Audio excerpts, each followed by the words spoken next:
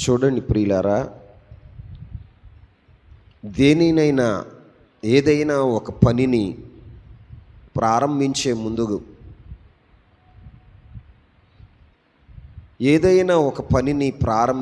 ముందు అది మందిరం కట్టడంలోనైనా, ఇల్లు కట్టడంలోనైనా, పెళ్లి చేయటంలోనైనా, వ్యాపారం ప్రారంభించటంలోనైనా, లేకపోతే ఒక జీవితాన్ని కట్టాలన్నా, లేక పాడైపోయిన ఒక దాంపత్య జీవితాన్ని పునర్నిర్మాణం చేయాలి అన్నా, ముందుగా ఆరంభానికి ముందు మనం కొన్ని పనులు చేయవలసి ఉంటుంది. ఆ కొన్ని పనులు ఏం చేయాలి అని మనం పరిశీలన చేస్తే, ఒకసారి బైబిల్ గ్రంథంలో నుంచి ఎజ్రా గ్రంథము 3వ అధ్యాయము, ఎజ్రా గ్రంథము 3వ అధ్యాయము 6వ వచనాన్ని ధ్యానం చేద్దాం.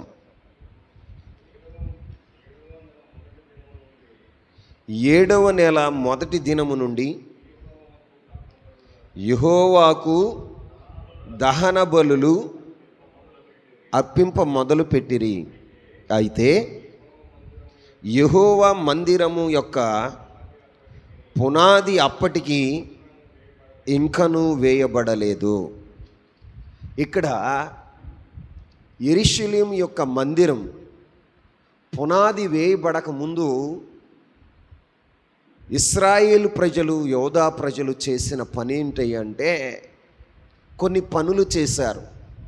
ఏదైనా మనము ఒకటి కట్టాలి అనుకున్నప్పుడు పునాది వేయక ముందలే, దాన్ని ఆరంభించక ముందలే మనం కలిగి ఉండవలసిన కొన్ని లక్షణాలు, కొన్ని గుణశీలతల గురించి మీతో చెప్తూ ఉన్నాను. ఈ యొక్క ఉదయకాల సమయంలో పరిశుద్ధాత్ముడు సహాయం చేయనుగాక. చూడండి, ఇశ్రాయేలు ప్రజలు 70 సంవత్సరాలు ఐగుప్తు చెరలో నుండి యెరూషలేమునికి వచ్చిన తర్వాత వారు చేసిన మొదటి పని ఏంటంటే, చూడండి, ఎజ్రా గ్రంథము 3వ అధ్యాయము మొదటి వచనాన్ని చదువుదాం.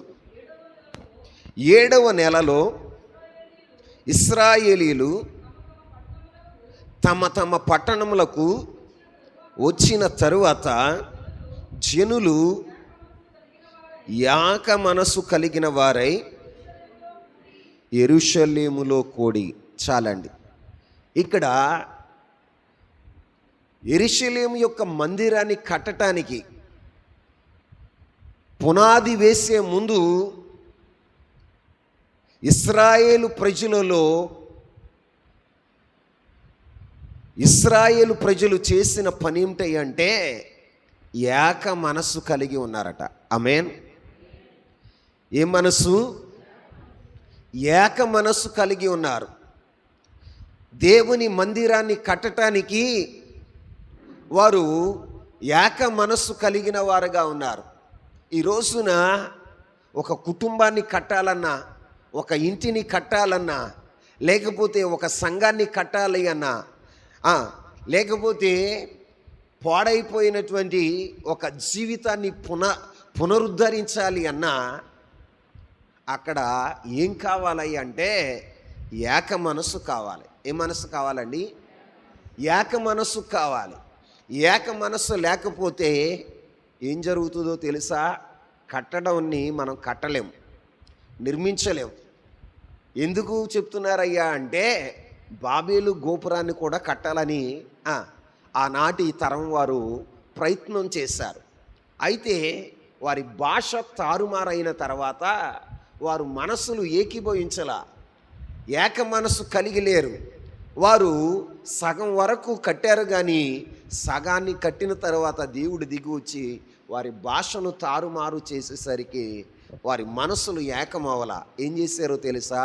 బాబేలు గోపురాన్ని సగంలోనే వదిలేసి వారు ప్రపంచం అంతా కూడా చెల్లాచెదరైపోయిన వారుగా ఉన్నారు. ఈ రోజున మన జీవితంలో కూడా, మన కుటుంబంలో కూడా, కుటుంబాన్ని కట్టుకోవాలి అంటే, కుటుంబంలో ఒక పనిని ప్రారంభించాలి అంటే అది ఏ పనైనా కూడా ఆ కుటుంబం అంతా కూడా ఏక మనస్సు కలిగి ఉండాలి. ఆమేన్. ఒక దాంపత్య జీవితాన్ని కట్టాలి అంటే ఇద్దరు భార్య భర్తలు ఇద్దరు కూడా ఏకమై ఉండాలి, ఏకమై ఉండాలి, ఏక మనస్సు కలిగి ఉండాలి. అంటే ఈ ఏక మనస్సు అనేది దేన్ని చూపిస్తుంది అంటే ఐక్యతను చూపిస్తుంది. ఏం చూపిస్తుంది? ఐక్యతను చూపిస్తుంది. ఐక్యత, ఎక్కడైతే ఐక్యత ఉంటుందో అక్కడ శాశ్వత కృప, ఆశీర్వాదం ఉంటుంది. ఆమేన్. ఐక్యత లేని చోట ఆశీర్వాదం ఉండదు, శాశ్వత జీవము ఉండదు. కొన్ని కుటుంబాలు మీరు చూడండి, ఒకరి మాట ఒకరికి పొసగదు. కుటుంబంలో నలుగురు ఉంటారు, నలుగురు వ్యక్తుల యొక్క మనస్తత్వాలు విభిన్నంగా ఉంటాయి. క్రైస్తవులే కానీ ఏకీభవించే మనసు ఉండదు. ఈ రోజున చూడండి, ఏకీభవించే మనసు లేనప్పుడు అది కట్టబడటం చాలా కష్టం, చాలా కష్టం. ఇశ్రాయేలీయులు కూడా యెరూషలేములో ఉన్న దేవుని మందిరాన్ని కట్టడానికి వారు పూనుకున్నప్పుడు వారు ఏక మనస్సు కలిగి ఉన్నారట. ఏ మనసు? ఏక మనస్సు కలిగి ఉండాలి, లేకపోతే ఆ నిర్మాణము సక్రమంగా జరగదు. చూడండి, కుటుంబాన్ని ఆలోచించండి. నలుగురు విభిన్నమైనటువంటి మనస్తత్వాలు కలిగి విభిన్నమైనటువంటి క్రియలు వారు చేస్తున్నప్పుడు కుటుంబం వర్ధిల్లుతుందా? భర్త ఒకటే అంటే భార్య మరొకటి అంటది, భార్య భర్తలు ఒకటంటే పిల్లలు మరొకటి అంటారు. వారి జీవితాల్లో ఆశీర్వాదం ఉండదు, శాశ్వత జీవం ఉండదు. అక్కడ ఎప్పుడు కూడా కలతలు, అక్కడ ఎప్పుడు కూడా లేమి, అక్కడ ఎప్పుడు కూడా మీరు చూసినట్లయితే సంక్షోభం కనపడుతుంది. ఏం కనపడుతుంది? సంక్షోభం కనపడుతుంది. ఆత్మీయ సంక్షోభం, ఆర్థికంగా సంక్షోభం, కుటుంబ పరంగా సంక్షోభం కనపడుతుంది. ఈ రోజున దేవుని వాక్యం చెప్తున్న మాట ఏంటి అంటే, ఏదైనా ఒకటి కట్టే ముందు సంఘమైన, మందిరమైన, నూతన గృహమైన, వివాహం చేసేటప్పుడైనా, వ్యాపారాన్ని ప్రారంభించేటప్పుడైనా మనకి కావలసింది ఏమిటి అంటే ఏక మనస్సు కావాలి. ఏక మనస్సు ఎక్కడైతే ఉంటుందో అక్కడ శాశ్వత జీవము, ఆశీర్వాదము అక్కడ ఉండవలెనని యెహోవా సెలవిచ్చుచున్నాడు. యెహోవా సెలవిచ్చుచున్నాడు. ఈ రోజున నీ కుటుంబం ఆశీర్వదించబడాలంటే, నీ కుటుంబము జయకరంగా ఉండాలి అంటే, మీ జీవితాల్లో ఏముండాలి అంటే ఏక మనస్సు కావాలి. ఏం కావాలి? మందిరాన్ని కట్టడానికి ముందు వారి మనస్సులన్నీ కూడా ఏమైనాయి? ఏకమైనాయి. ఏకమైతే ఏం జరుగుతుంది? ఏకమైతే ఏం జరుగుతుంది? ఒక ఉదాహరణ మీకు చెప్తా. బైబిల్లో మనం పరిశీలన చేసినట్లయితే యేసుక్రీస్తు ప్రభువారు పునరుద్ధానుడై 40 దినాలు భూమి మీద సంచరించి ఆయన తన శిష్యులకు అనేక సార్లు ప్రత్యక్షపరుచుకుని ఆయన ఆరోహణమై తిరిగి వెళ్ళిన తర్వాత 120 మంది మేడ గదిలో ఏక మనసుతో ప్రార్థన చేశారు. ఏ మనసుతో? ఏక మనసుతో ప్రార్థన చేసినప్పుడు అక్కడ ఏం జరిగిందయ్యా అంటే పరిశుద్ధాత్ముడు దిగి వచ్చాడు. ఆమేన్. ఎవరు దిగి వచ్చారు? పరిశుద్ధాత్ముడు దిగి వచ్చాడు.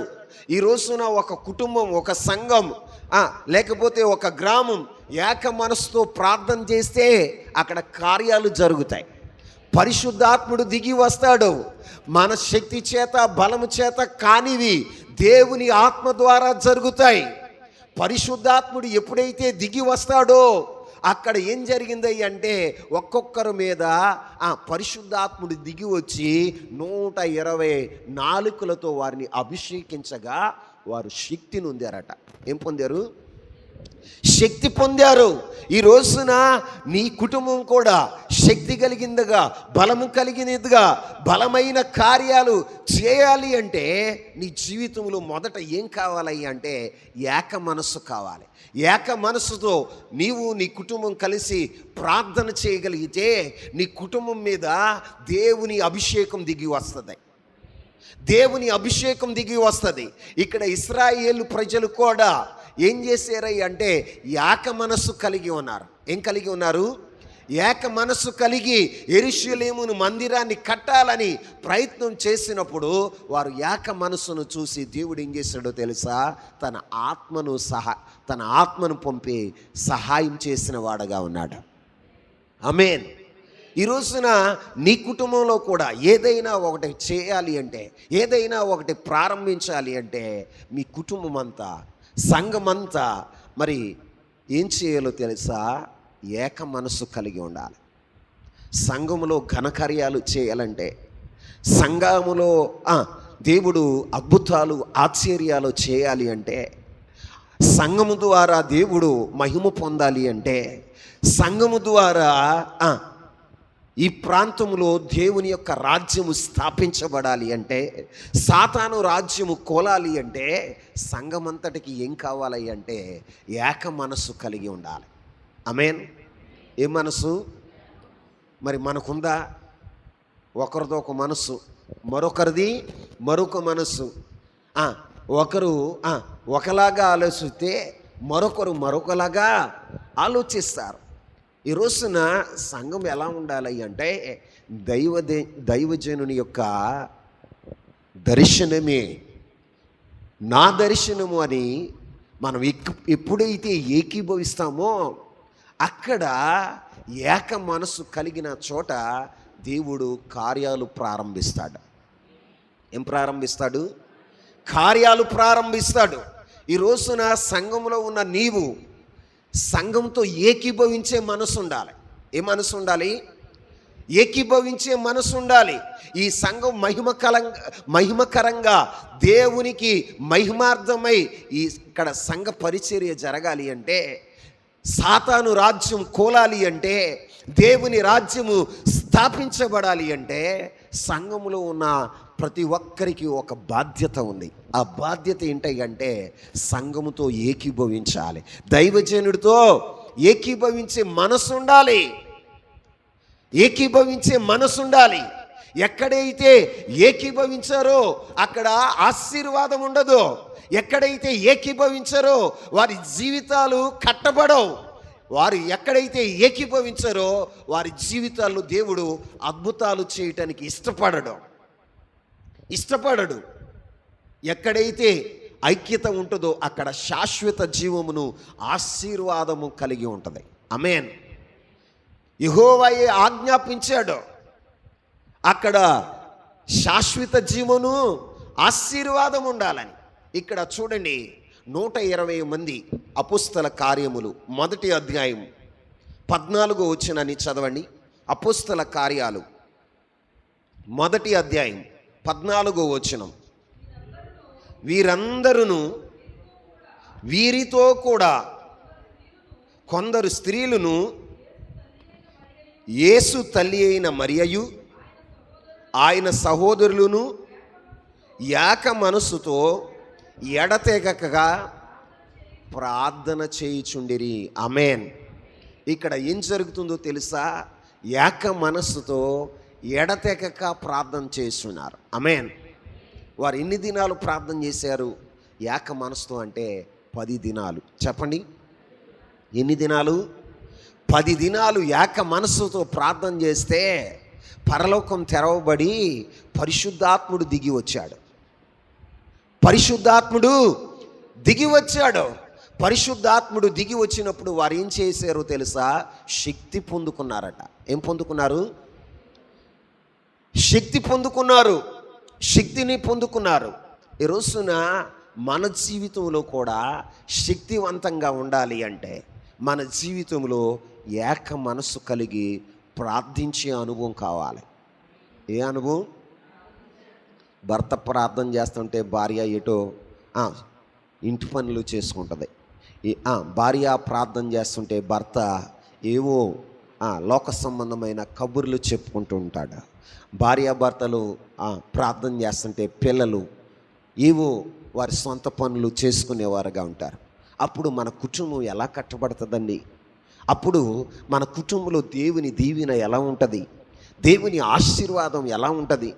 కుటుంబం అంతా ఏకీభవిస్తేనే, ఏం చేస్తే కుటుంబం అంతా ఏకీభవిస్తేనే ఆ కుటుంబము పరిశుద్ధాత్మతో నింపబడి శక్తి కలిగినదిగా ఉంటుంది.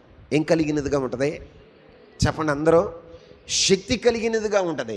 ఎప్పుడైతే శక్తి పొందుకుంటారో ప్రభు చెప్పాడు. చూడండి, జకర్యా గ్రంథం 4వ అధ్యాయం, జకర్యా గ్రంథం 4వ అధ్యాయం 7వ వచనాన్ని చదువుదాం. 7వ వచనం. అప్పుడు అతడు నాతో ఇట్లా, నేను జెరుబ్బాబెలునకు ప్రత్యక్షమగు యెహోవా వాక్కు ఇదే, శక్తి చేతనైనను బలము చేతనైనను కాక నా ఆత్మ చేతనే ఇది జరుగునని సైన్యములకు అధిపతియగు యెహోవా సెలవిచ్చెను. ఆమేన్. ఇక్కడ మందిరం కట్టబడటం శక్తి చేతనైనను బలము చేతనైనా కాదు, కానీ నా ఆత్మ ద్వారా జరుగుతుంది అని దేవుడే సెలవిస్తున్నాడు. ఈ రోజున దేవుని ఆత్మ మనకి మనం కలిగి ఉండాలి అంటే మనమందరం ఏం కలిగి ఉండాలో తెలుసా? ఏక మనస్సు కలిగి ఉండాలి. ఏ మనస్సు కలిగి ఉండాలి? ఏక మనస్సు కలిగి ఉండాలి. కుటుంబం అంతా ఏక మనస్సు, సంఘమంతా ఏక మనస్సు, గ్రామమంతా ఏక మనస్సు కలిగి ఉన్నప్పుడు అక్కడ పరిశుద్ధాత్ముడు దిగి వచ్చి కార్యాలు చేసేవాడుగా ఉంటాడు. ఆమేన్. మందిరాన్ని కట్టేవాడుగా ఉంటాడు. అప్పుడు ఏం జరుగుతుందో తెలుసా?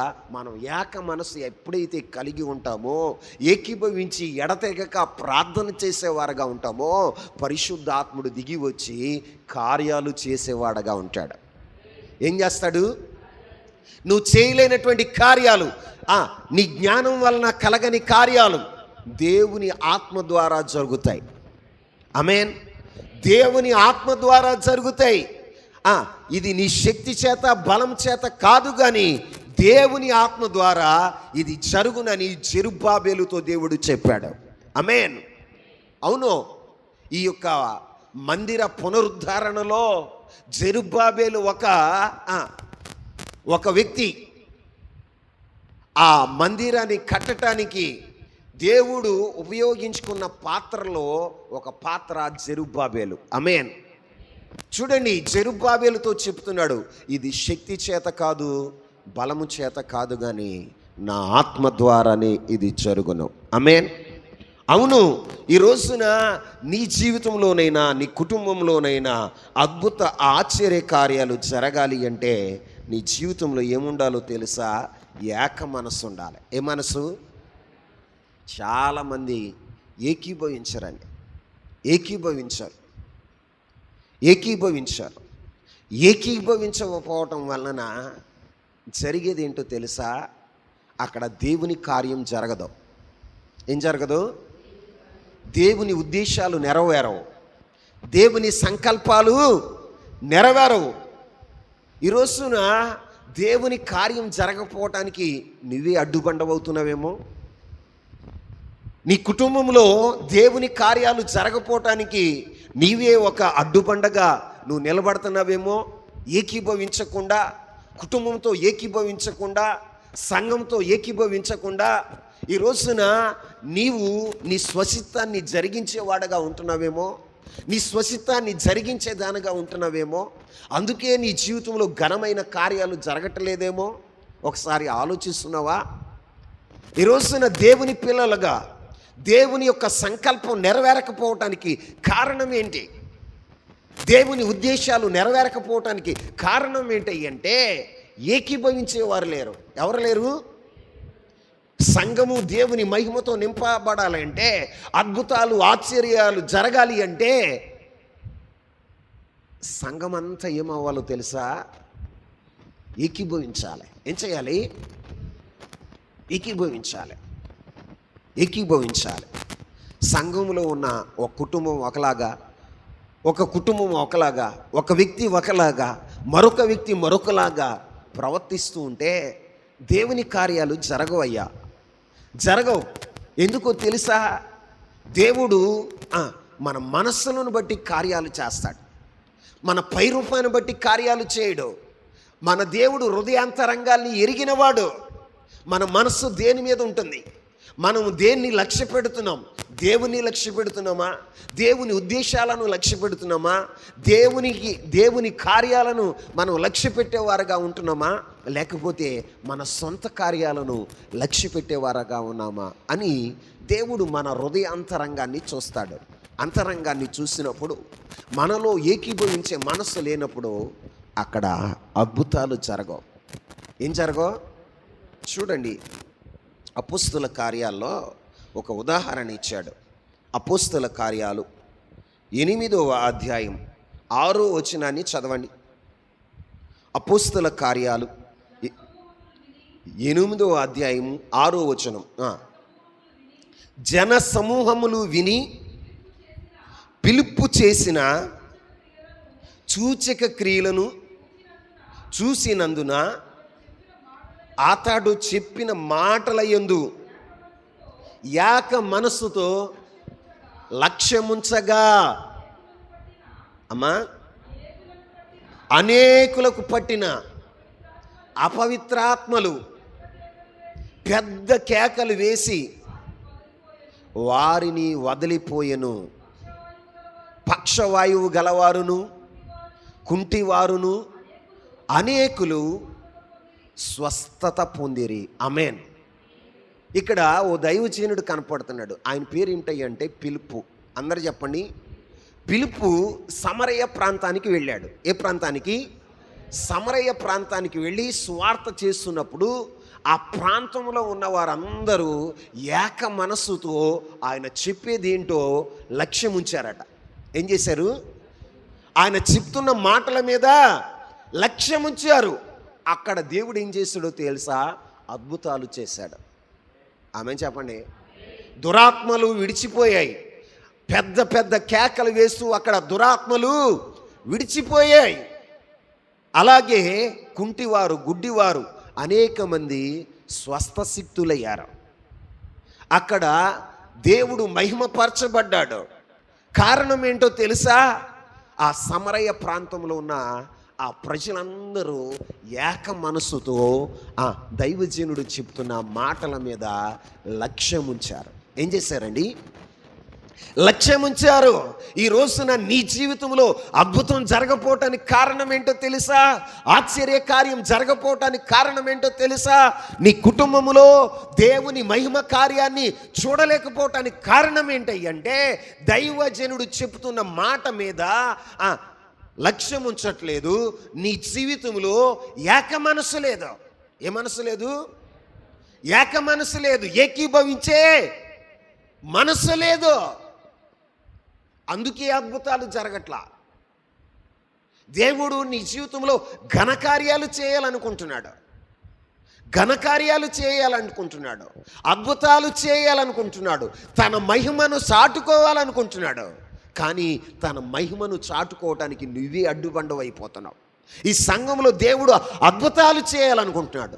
కానీ అద్భుతాలు జరగకుండా నీవే అడ్డుబండగా ఉంటున్నావు. నీవే అడ్డుబండవైపోతున్నావు. కారణం ఏంటో తెలుసా? ఏకీభవించే మనసు నీకు లేదు. దేవుని కార్యాన్ని అడ్డగిస్తున్నావు. ఈ ప్రాంతంలో దేవుని రాజ్యము స్థాపించబడకుండా నీవే అడ్డుబండవైపోతున్నావు. గమనించండి. ఇశ్రాయేలు ప్రజలు యెరూషలేమునకు వచ్చి యెరూషలేము యొక్క మందిరాన్ని కట్టడానికి వారు ఏక మనసు కలిగి ఉన్నారట. ఏ మనసు? మందిరానికి పునాది వేసే ముందు వారు కలిగి ఉన్నది ఏంటో తెలుసా? ఏక మనసు. ఏ మనసు? ఏక మనసు. ఏదైనా నువ్వు వ్యాపారమైనా, ఉద్యోగమైనా, లేకపోతే నువ్వే పనిని ప్రారంభించినా ముందుగా ఏముండాలో తెలుసా? ఏక మనసు కలిగి ఉండాలి. ఏ మనసు? కుటుంబం అంతా ఏకీభవించాలి, భార్యాభర్తలు ఏకీభవించాలి, సంఘమంతా ఏకీభవించాలి. దైవజనుడి దర్శనమే మా దర్శనమని ఆ దర్శనము వైపు పరుగులెత్తే సంఘం కావాలి. దైవజనుడు స్వార్థ చేతకి వెళ్తాడు, మా పని మేము చేతకి వెళతాం. ఎంతకాలం ఆధ్యాత్మిక జీవితంలో ఎన్నో సంవత్సరాలు అయిపోతున్నాయి, కానీ నీ జీవితంలో మార్పు లేదు, ఏకీభవించే మనస్సు లేదా. స్వచిత్తం, నీ స్వచిత్తం వల్లనే నీ స్వచిత్తం వల్లనే సంఘం ఏమవుతుందో తెలుసా? సంఘంలో దేవుని కార్యాలు జరగట్లా. ఏం జరగట్లా? దేవుని కార్యాలు జరగపోవటానికి నీవే అడ్డుపడ్డవేమో. అక్కడ 120 మంది మేడగదిలో ఉన్నారు. ఎంతమంది చెప్పండి? సంఘంలో ఎంతమంది ఉన్నారు? సంఘంలో ఉన్న వారందరూ ఏక మనస్సు కలిగి ఉండాలి కదా.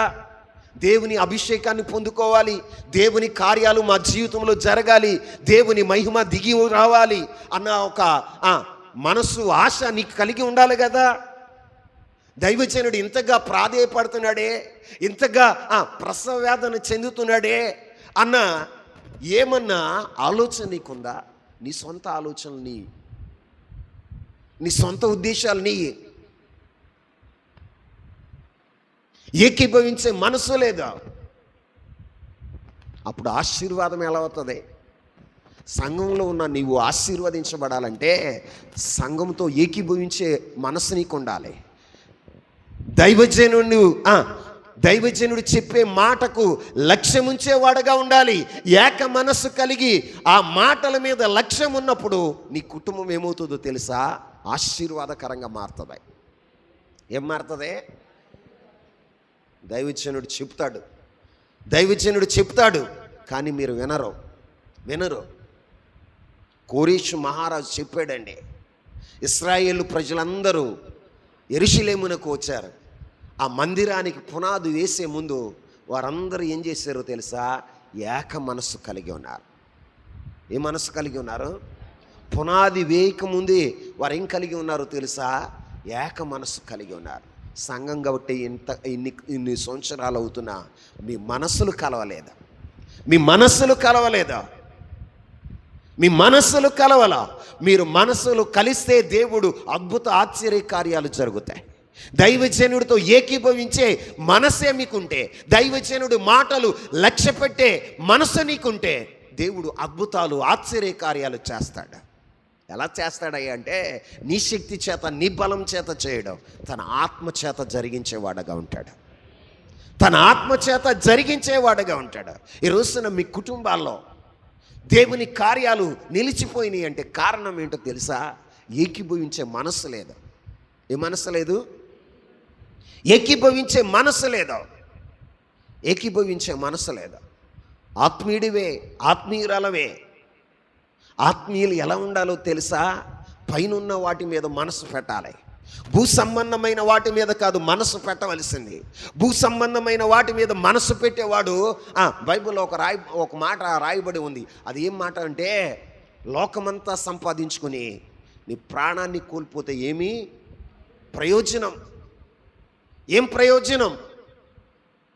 ప్రయోజనం గుర్తిస్తున్నావా? లోక సంబంధమైన, తాత్కాలికమైన, అశాశ్వతమైన వాటి కొరకు ప్రయాసపడుతున్నావు కానీ నిత్యమైన వాటి కొరకు, శాశ్వతమైన రాజ్యము కొరకు, శాశ్వతమైన జీవం కొరకు ప్రయాసపడుతున్నావా?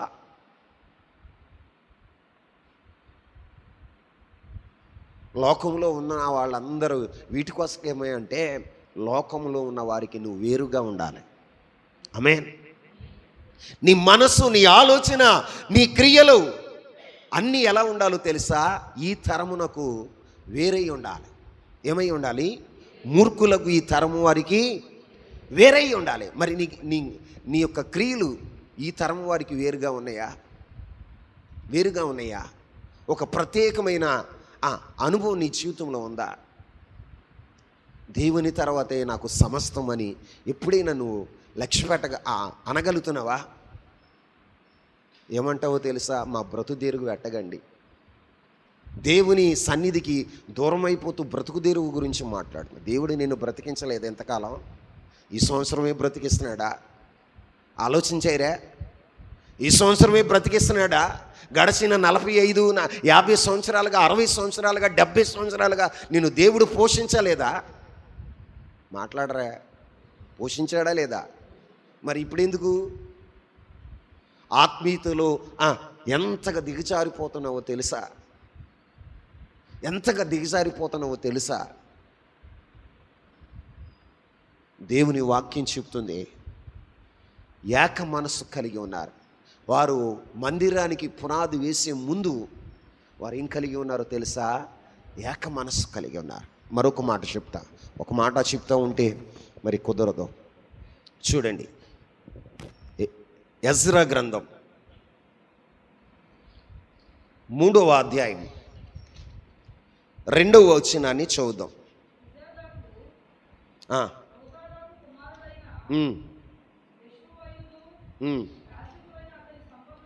సంబంధులను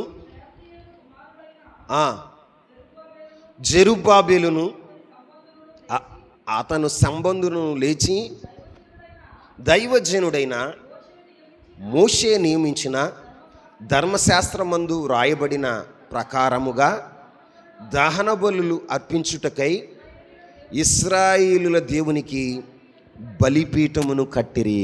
ఆమేన్. ఇక్కడ పునాది వేసే ముందు ఇశ్రాయేలు చేసిన పని ఏంటో తెలుసా? బలిపీఠాన్ని కట్టారు.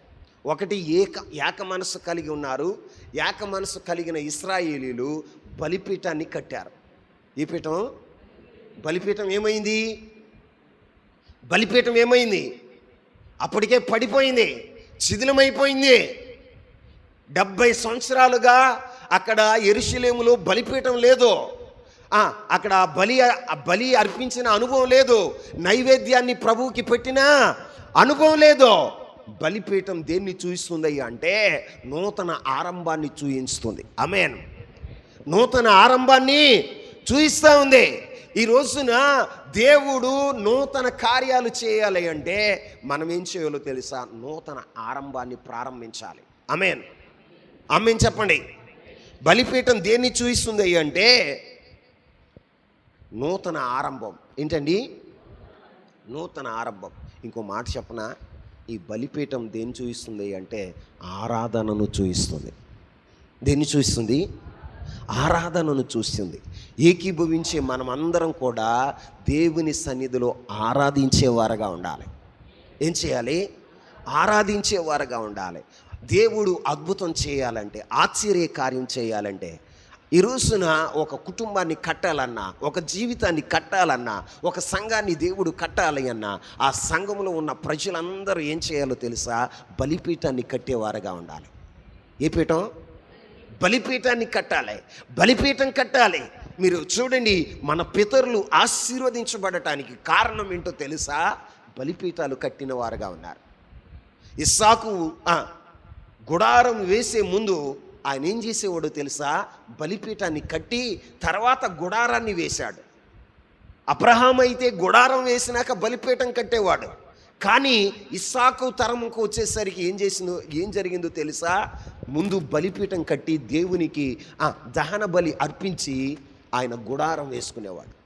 అందుకే ఇస్సాకు విత్తిన చోట 100 ఫలం కోసేవాడుగా ఉన్నాడు. ఆమేన్. ఎంత ఫలం? 100 ఫలం. ఇస్సాకు విత్తిన చోట 100 ఫలం కోయటానికి గల కారణం ఏంటంటే అతని జీవితంలో బలిపీఠాలు కట్టే అనుభవం ఉంది. ఏ అనుభవం ఉంది? బలిపీఠాలు కట్టే అనుభవం ఉంది. బలిపీఠాలు కట్టే అనుభవం ఉంది. మరి ఈ రోజున క్రైస్తవుడుగా నీవు బలిపీఠం కట్టగలుగుతున్నావా? నీ కుటుంబంలో దేవుని బలిపీఠాన్ని రగులుతూ ఉందా? బలిపీఠం మీద ఉన్న అగ్ని మండుచూ ఉందా? బలిపీఠం మీద పెట్టవలసినటువంటి దహన బలి నువ్వు పెడుతున్నావా? ఈ రోజున ఆలోచన చేయండి. దేవుని సన్నిధికి వస్తున్న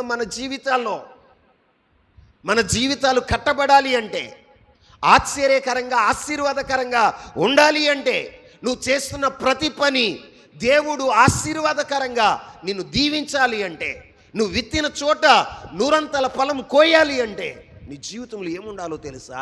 బలిపీఠం ఉండాలి. ఏముండాలి? బలిపీఠం ఉండాలి. ఈ రోజున ఎంతమంది బలిపీఠాలు పడగొట్టుకున్నారు? ఎంతమంది బలిపీఠాలు పడగొట్టుకున్నారండి? బలిపీఠం పడిపోయినప్పుడు, బలిపీఠం ఎప్పుడైతే పడవేయబడుతుందో ఆ ప్రాంతంలో ఏం కలుగుతుందో తెలుసా? ఆ ప్రాంతం ఏమైపోతుందో తెలుసా? యెరూషలేము ఏమైపోయిందో తెలుసా? పాడుదిబ్బగా మారిపోయింది. ఎలా మారిపోయింది? పాడుదిబ్బగా మారిపోయింది. మీరు ఇశ్రాయేలు దేశాన్ని చూడండి. ఇశ్రాయేలు దేశంలో ఉండవలసిన బలిపీఠం పాడైపోయి ఉంటే ఆ దేశంలో కరువు వచ్చింది. 3.5 సంవత్సరాలు వర్షం కానీ మంచు కానీ ఆ దేశంలో పడలా. ఆ దేశమంతా ఎలా ఉన్నారో తెలుసా? ఆకలితో, అనేక మంది ఆకలితో చచ్చిన వారుగా ఉన్నారు. దేశమంతా అల్లాడిపోయారు. దప్పికతో దాహం తీరక దేశమంతా ఎండిపోయిన అనుభవం. ఏ అనుభవం? నీ ఆధ్యాత్మిక జీవితం ఎండిపోవటానికి కారణం ఏంటో తెలుసా? నీ ఆధ్యాత్మిక జీవితం, నీ కుటుంబము ఎండిపోవటానికి కారణం ఏంటో తెలుసా? ఈ రోజున సస్యశ్యామలంగా ఉండవలసిన నీ కుటుంబం, సంతోషంగా, సమాధానంగా, సమృద్ధి కలిగి ఉండవలసిన నీ కుటుంబంలో అంతా సంక్షోభమే. ఐక్యత లేకపోవటానికి, ఆశీర్వాదం లేకపోవటానికి, ఈ రోజున చేతి పనులు ఆశీర్వాదకరంగా ఉండకపోవటానికి పని చేస్తున్నావు. నేను చేయట్లేదంట్లా, కష్టపడుతున్నావు. రాత్రనక పగలనక కష్టపడుతున్నావు. కానీ విత్తిన చోట ఊహించినంత ఫలితం లేదా? 10 ఎకరాలు ద్రాక్ష తోట వేసారట. కుంచెడు ద్రాక్ష రసం తీశారట. ఎంత చెప్పండి? ఎంత? 10 ఎకరాలు వేయటం ఏంటి? ద్రాక్ష తోట ఎంత వచ్చిందో తెలుసా? కుంచెడు. కారణం ఏంటి? బలిపీఠాలు పడిపోయినాయి. ఏమైపోయినాయి? బలిపీఠాలు పడిపోయినాయి. నీ బలిపీఠాన్ని నువ్వే పడవేసుకున్నావో, లేకపోతే ఎవరైనా ఇతరులు నీ బలిపీఠాన్ని పడగొట్టారో నాకు తెలియదు, కానీ నీ బలిపీఠం ఏమైందో తెలుసా? పడిపోయినదిగా ఉంది. ఏమైంది? అందుకే ఆశీర్వాదం లేదా? ఆశీర్వాదం లేదా? పరలోకము నుండి దేవుని అగ్ని దిగి వచ్చి మహిమ కార్యం జరిగించి ప్రజలు అనేక మంది దేవుని తట్టు తిరగటానికి ముందు ఏలియా ఏం చేశాడో తెలుసా? ఇశ్రాయేలు ప్రజలు చూస్తూ ఉండగా పడిపోయిన బలిపీఠాన్ని కట్టాడు. ఏం కట్టాడు? పడిపోయినా బలిపీఠాన్ని కట్టాడు. కట్టి దాని మీద కట్టెలు పేర్చి, క్రమంగా కట్టెలు పేర్చి ఆయన వధించినటువంటి ఎద్దును పెట్టి నీళ్లు పోసి అప్పుడు దేవునికి ప్రార్థన చేస్తున్నాడు. పరలోకమందున్న తండ్రికి ప్రార్థన చేశాడు.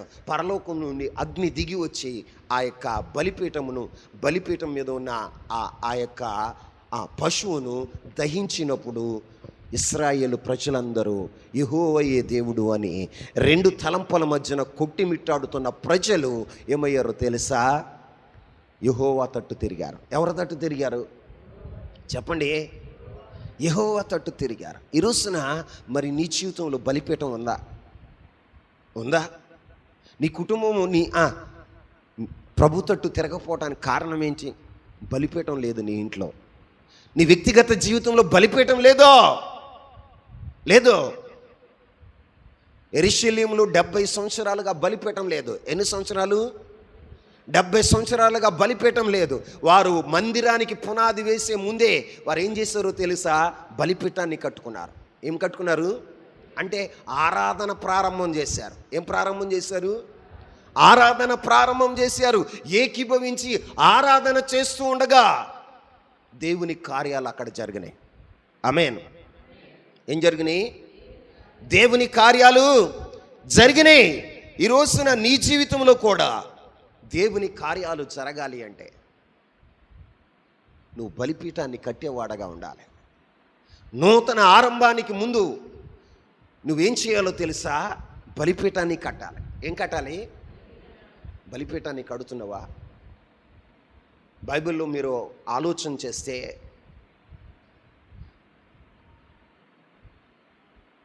జలప్రళయం తర్వాత ఓడలో నుంచి బయటికి వచ్చిన నోవాహు మొదటిగా చేసిన పనేంటో తెలుసా? బలిపీఠాన్ని కట్టి దాని మీద పరిశుద్ధమైన పశువులను దేవునికి దహన బలిగా అర్పించాడు. అది ఇంపైన సువాసనగా దేవునికి ఇంపైన సువాసనగా ఉంటే దేవుడట దాన్ని ఆఘ్రాణించాడట. ఏం చేశాడు? ఆఘ్రాణించి దిగి వచ్చి దేవుడు ఏం చేశాడో తెలుసా? ఒక నిబంధన చేశాడు. ఏం చేశాడు? నిబంధన చేశాడు. ఇక జలప్రళయాన్ని నేను రప్పించను, ఇదిగో మానవ కోటిని జలప్రళయం ద్వారా నేను సమూల నాశనం చేయను, నోవాహు నీకు నాకు మధ్యన ఇదిగో ఆకాశంలో ఒక ధనుషును పెడుతున్నాను అని దేవుడు ఒక నిబంధన చేసిన వాడుగా ఉన్నాడు. కారణం ఏంటో తెలుసా? నూతన యుగానికి ప్రారంభంలో నూతన శకానికి ప్రారంభంలో నోవాహు చేసిన పని ఏంటో తెలుసా? బలిపీఠాన్ని కట్టాడు. ఏం కట్టాడు? బలిపీఠాన్ని కట్టాడు. ఈ రోజున నీ జీవితంలో నీ వ్యక్తిగత బలిపీఠం ఏంటో తెలుసా? ప్రార్థన బలిపీఠం. ఆమేన్. ప్రార్థన బలిపీఠం ఉండాలి సంఘములో. బలిపీఠం, ప్రార్థన బలిపీఠం ఉండాలి. ఆరాధన ఉండాలి. మరి నీ జీవితంలో ఉందా?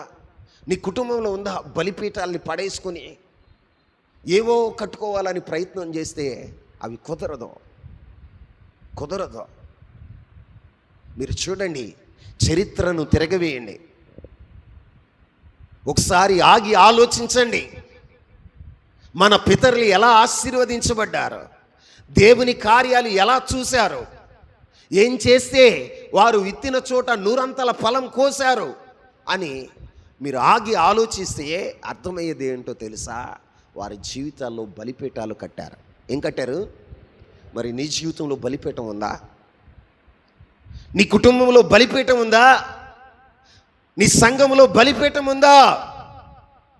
అమ్మా, శనివారం ప్రార్థనకు రండి, అందరం కలిసి ఏకీభవించి కొన్ని ప్రార్థనలు చేద్దాము అని చెప్తున్నా. ఎంతమంది ఏకీభవించగలుగుతున్నారు? ఎంతమంది ఏకీభవించగలుగుతున్నారు?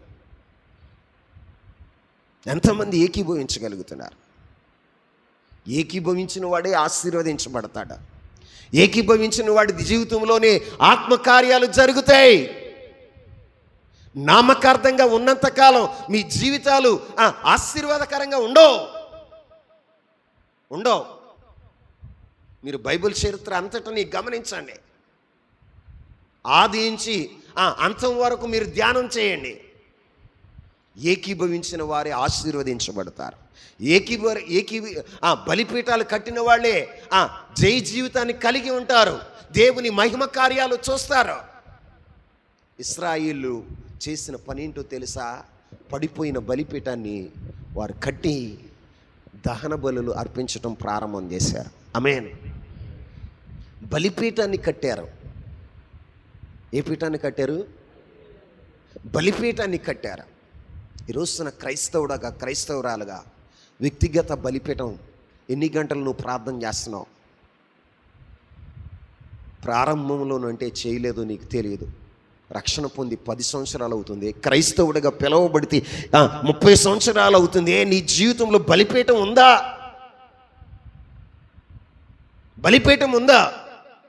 ఎంతకాలం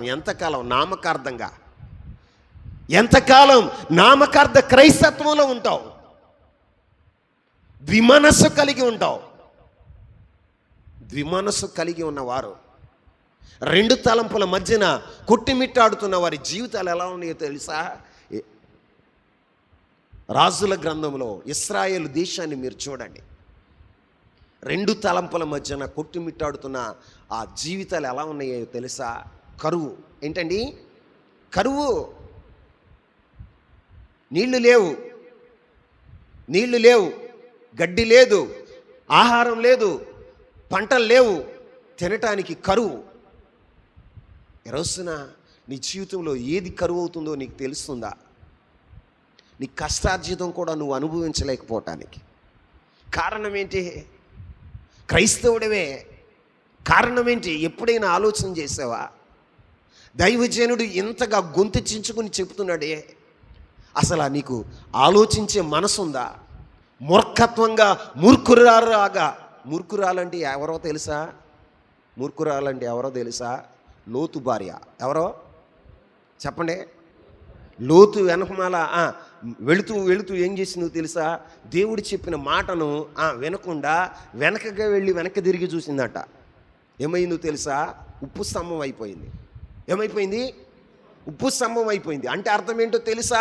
విధి నిర్వహణలో ఫెయిల్ అయింది.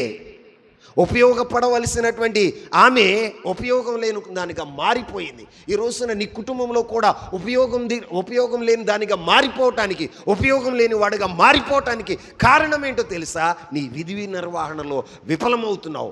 నీవు ఫెయిల్ అవుతున్నావు. ఈ రోజున హృదయవాదంతో చెప్తున్న ఈ మాటలు, మీ కుటుంబాలు ఆశీర్వదించబడాలి, మీ కుటుంబాలు మహిమతో నింపబడాలి, మీ కుటుంబాల్లో దేవుని ఉన్నతమైన కార్యాలు జరగాలి. మీరు విత్తిన చోటల్లా నూరంతల ఆశీర్వాదాన్ని పొందుకునేటువంటి బిడ్డలుగా మీరు ఉండాలి. మరి ఎందుకు ఇలా ఉండట్లేదు అంటే బలిపీఠాలు లేవు. ఏం లేవు చెప్పండి? బలిపీఠాలు లేవు.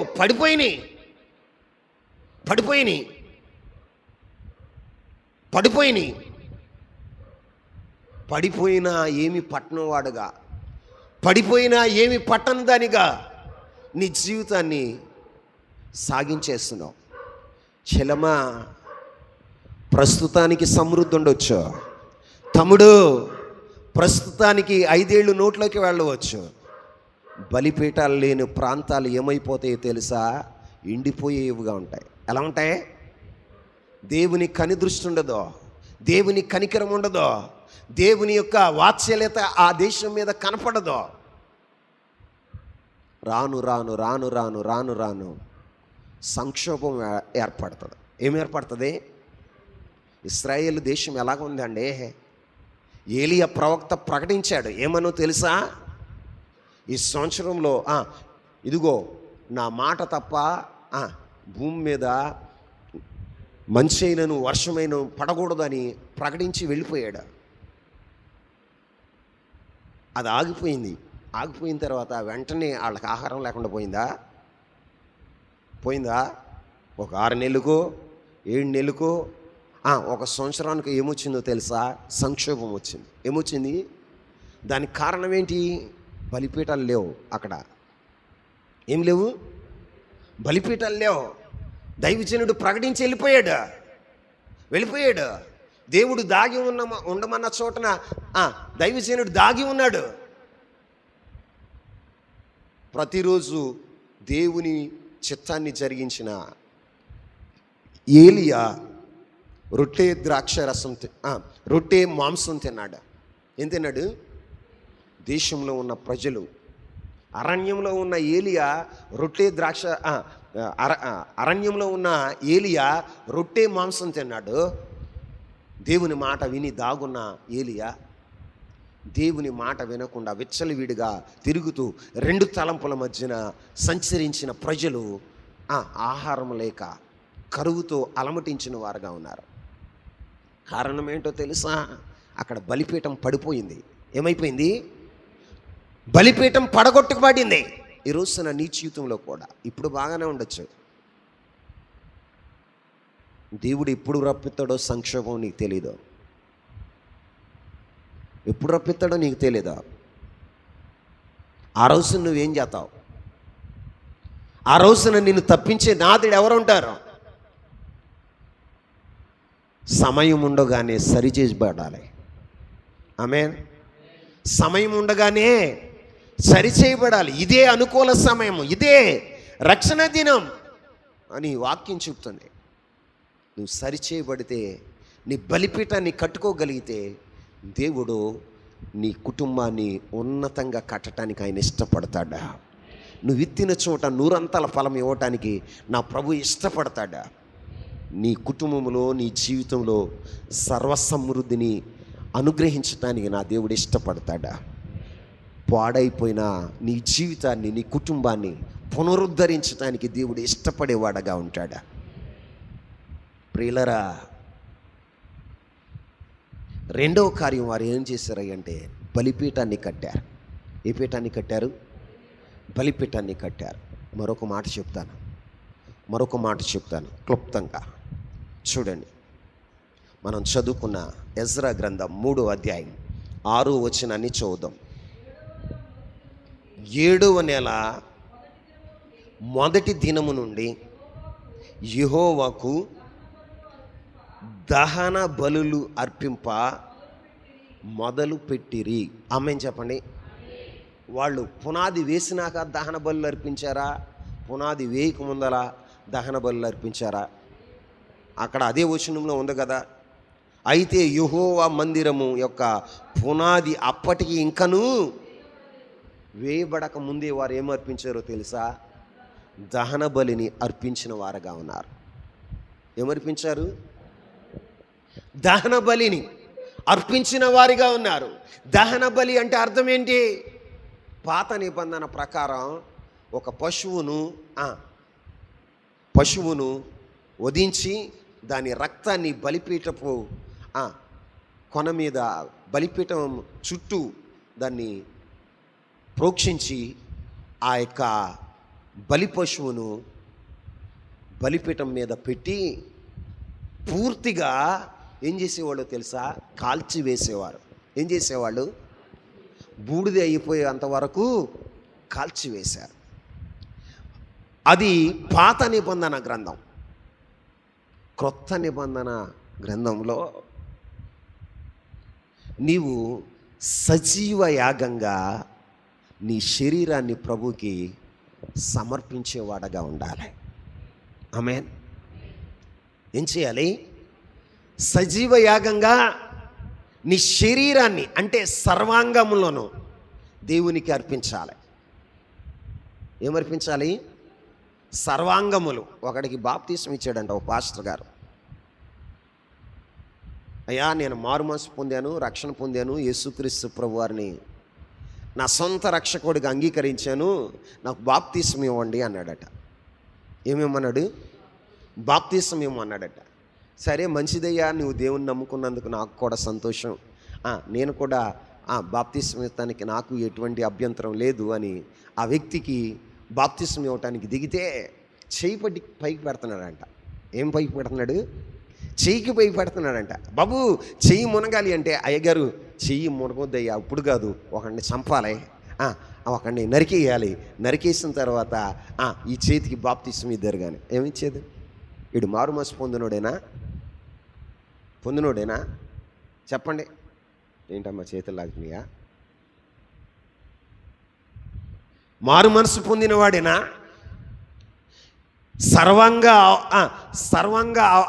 మనము సర్వాంగములు దేవునికి సమర్పించేవారుగా ఉండాలి. సర్వాంగములు మనము దేవునికి అర్పించినప్పుడే నువ్వు ఆధ్యాత్మిక జీవితంలో పరిపక్వ స్థితికి వచ్చినవాడే. ఈ స్థితికి, పరిపక్వ స్థితికి వచ్చినవాడు. ఈ రోజున నీ జీవితంలో దేనినైనా ప్రారంభించే ముందు మీ జీవితంలో, మీ కుటుంబంలో జరగవలసింది ఏంటంటే ఏక మనసు కావాలి. ఒకటి. రెండవది, బలిపీఠాన్ని కట్టాలి. మూడవది, నీ జీవితంలో దహన బలి అర్పించాలి. ఏ బలి అర్పించాలి అంటే నీ సర్వాంగములు దేవునికి అర్పించాలి. సజీవ యాగంగా నీవు దేవునికి సమర్పించుకోవాలి. పౌలు భక్తుడు అదే చెప్పాడు. రోమాపత్రిక 12వ అధ్యాయం 1వ వచనంలో ఆయన చెప్పిన మాట ఏంటంటే, కాబట్టి సహోదరులారా, పరిశుద్ధమును దేవునికి అనుకూలమైన సజీవ యాగంగా మీ శరీరమును ఆయనకు సమర్పించుడి. ఎలా? సజీవ యాగంగా మీ శరీరములను ఆయనకు సమర్పించాలి. సమర్పణ కావాలి. ఏం కావాలి? సమర్పణ. ఈ రోజున మందిరాన్ని కట్టడానికి ప్రభు ఏం చూశాడో తెలుసా? వాళ్ళలో ఒక సమర్పణ చూశాడు. ఆమేన్. ఏం చూశాడు? సమర్పణ. వారందరిలో ఏముందో తెలుసా? ఏముందో తెలుసా? ఐదో అధ్యాయ 5వ వచనంలో ఏమని రాయబడుతూ ఉంటుందో తెలుసా? ప్రతిష్ఠిత ప్రతిష్ఠిత ప్రతిష్ఠితమైన దహన బలులు. ఏ బలులు అంట? అంటే ప్రతిష్ఠిత అంటే ఏంటి అర్థం? ప్రభు కొరకు ప్రత్యేకించబడుట. ఇప్పుడు మందిరాన్ని కట్టడానికి వారు దహన బలులు అర్పిస్తున్నారని అంటే అర్థం ఏంటో తెలుసా? వారు ప్రత్యేకించుకున్నారు, సజీవ యాగంగా సమర్పించుకున్నారు. నీ దేహము దేవుని ఆలయంగా కట్టబడాలి అంటే, నీ కుటుంబం ఒక దేవుని ఆలయంగా కట్టబడాలి అంటే, నీ సంఘము దేవుని ఆలయంగా కట్టబడాలి అంటే, సంఘంలో ఉన్న వారందరూ ఎలా ఉండాలో తెలుసా? సజీవ యాగంగా సమర్పించుకునేవారు కావాలి. సజీవ యాగంగా సమర్పించుకునేవారుగా ఉండాలి. నీ సర్వాంగములు ప్రభువుకి అర్పించకపోతే నువ్వేం చేస్తావు తెలుసా? వాక్యాన్ని వింటావు, చూడవలసింది చూతానే ఉంటావు, మాట్లాడవలసిన వారితో మాట్లాడుతూనే ఉంటావు, చాటింగ్ చేయవలసిన వారితో చాటింగ్ చేస్తూనే ఉంటావు. నువ్వు సజీవ యాగంగా అర్పించుకున్నవాడు కాదు. తినాల్సింది తింటానే ఉంటావు, తాగవలసింది తాగుతానే ఉంటావు, వెళ్ళకూడని చోటకి వెళ్తానే ఉంటావు. కారణం ఏంటో తెలుసా? నీ అవయవాలు దేవునికి అర్పించబడాల. సర్వాంగము దేవునికి అర్పించబడాల. నీ ప్రతి అంగములు, నీ సర్వాంగములు దేవునికి అర్పించబడితే నువ్వేం చేస్తావో తెలుసా? ఆధ్యాత్మిక జీవితంలో పరిపక్వ స్థితికి వస్తావు. ఏ స్థితికి? పరిపక్వ స్థితికి వస్తావు. ఎందుకు నీ జీవితంలో పరిపక్వ స్థితికి రాలేదు అంటే నీవు సమర్పించుకున్న అనుభవం లేదు నీ జీవితంలో. ఏదో నామకార్థంగా మందిరానికి వస్తావు, అనుకూల సమయంలో వస్తావు, అనుకూల సమయం లేకపోతే రావు. నీకు ఒక ప్రత్యేకత లేదు, ప్రతిష్ఠత లేదు. ప్రభు కొరకు నేను ప్రత్యేకంగా బ్రతికేవాడను, నేను ప్రభు కొరకు ప్రత్యేకించబడిన వ్యక్తిని అన్న ఒక సమర్పణ నీలో లేదు. సమర్పణ కావాలి దేవునికి. ఏం కావాలి? సమర్పణ కావాలి దేవునికి. అప్పుడే అక్కడ పునాది వేస్తుంటే, సమర్పణ కలిగిన చోట పునాది వేస్తే ఆ మందిరం కట్టబడేదిగా ఉంటుంది. నీ కుటుంబమైన, నీ జీవితమైనా సమర్పించుకోవాలి. పునరుద్ధరించాలి అంటే, ఒక దాంపత్య జీవితాన్ని పునరుద్ధరించుకోవాలి అంటే, వారి దాంపత్య జీవితంలో అసలు మధ్యలో ఎందుకు పాడైపోయిన అనుభవం వచ్చింది? ఎందుకు వచ్చింది? నీ సర్వాంగములు సమర్పించబడలేదు కాబట్టి, ప్రత్యేకించబడలేదు కాబట్టి, నీకు ఇష్టం వచ్చినట్లుగా నువ్వు బ్రతికేవు కాబట్టి నీ దాంపత్య జీవితంలో క్రాషెస్ వచ్చినాయి.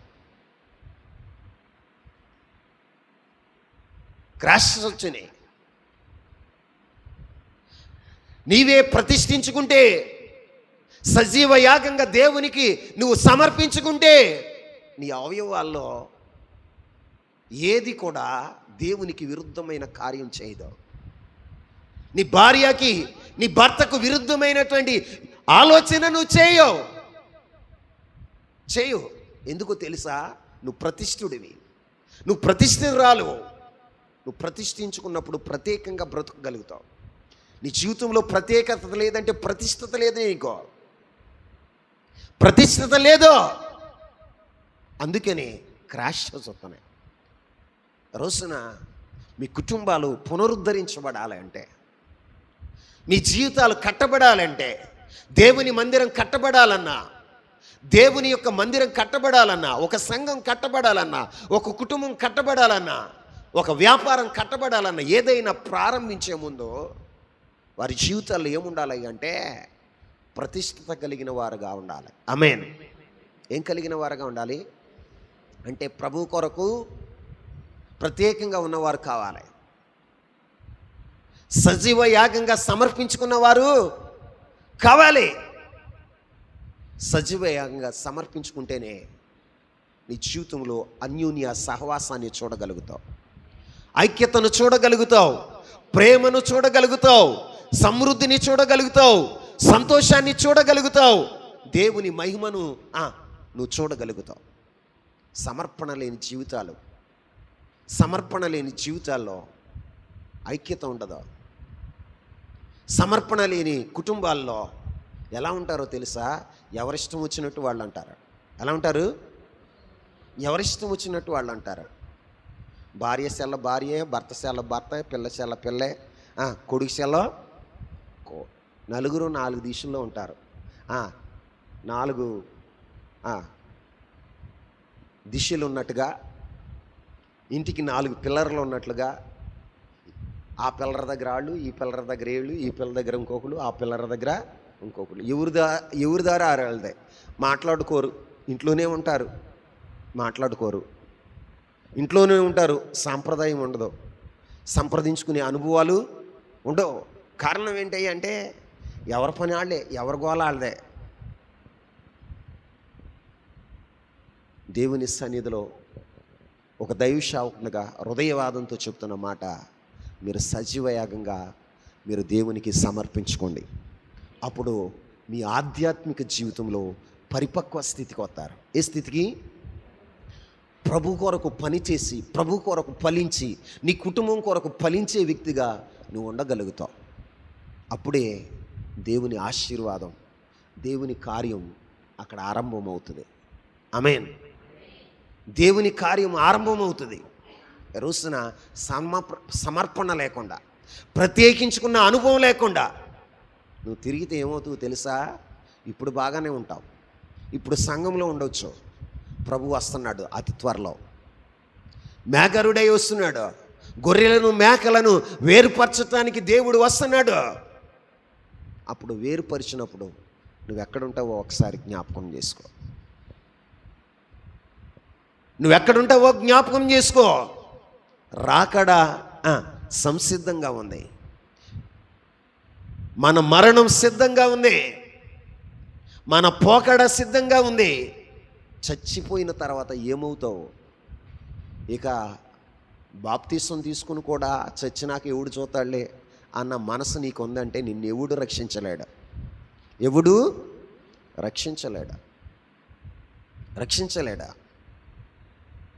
ఈరోజు నిన్న జ్ఞాపకం చేసుకో. నీ జీవితం కట్టబడాలి అంటే ముందుగా, నీ కుటుంబం కట్టబడాలంటే ముందుగా, మందిరం కట్టబడాలంటే ముందుగా సమర్పణ కలిగిన వారు కావాలి. ఏం కలిగిన వారు చెప్పండి? సమర్పణ కలిగిన వారు కావాలి. సమర్పణ కలిగిన వారితోనే మందిర పని జరుగుతుంది, కుటుంబంలో ఒక కార్యం జరుగుతుంది. సమర్పణ లేని వారితో మీరు చూడండి, కుటుంబాలు, సమర్పణ లేని కుటుంబాలు ఎలా ఉంటాయి తెలుసా? కుక్కల చింపున ఇస్తర్లాగా ఉంటాయి.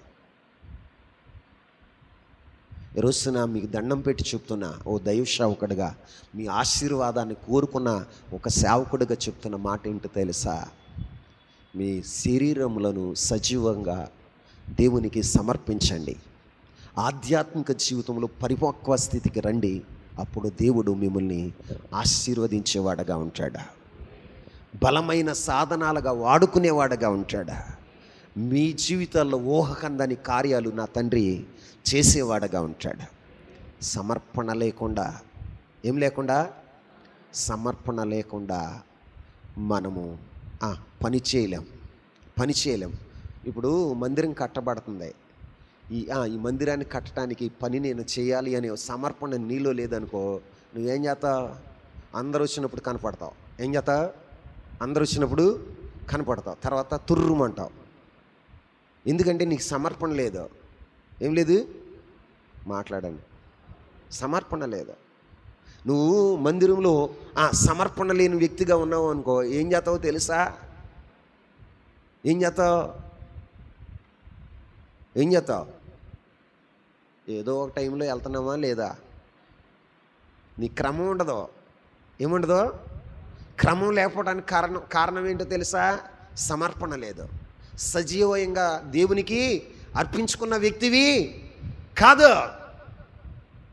నీ క్రియల్లోనే తెలిసిపోతుంది సమర్పణ కలిగిన వాడవా కాదా. రోజున సమర్పణ అవసరం. సజీవ యాగంగా నువ్వు సమర్పించుకున్నప్పుడే ఆధ్యాత్మిక జీవితంలో పరిపక్వ స్థితికి వస్తావు.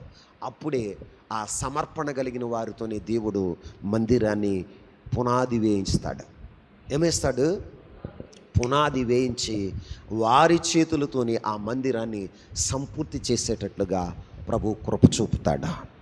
కృప కలుగునుగాక, కృప కలుగునుగాక, కృప కలుగునుగాక.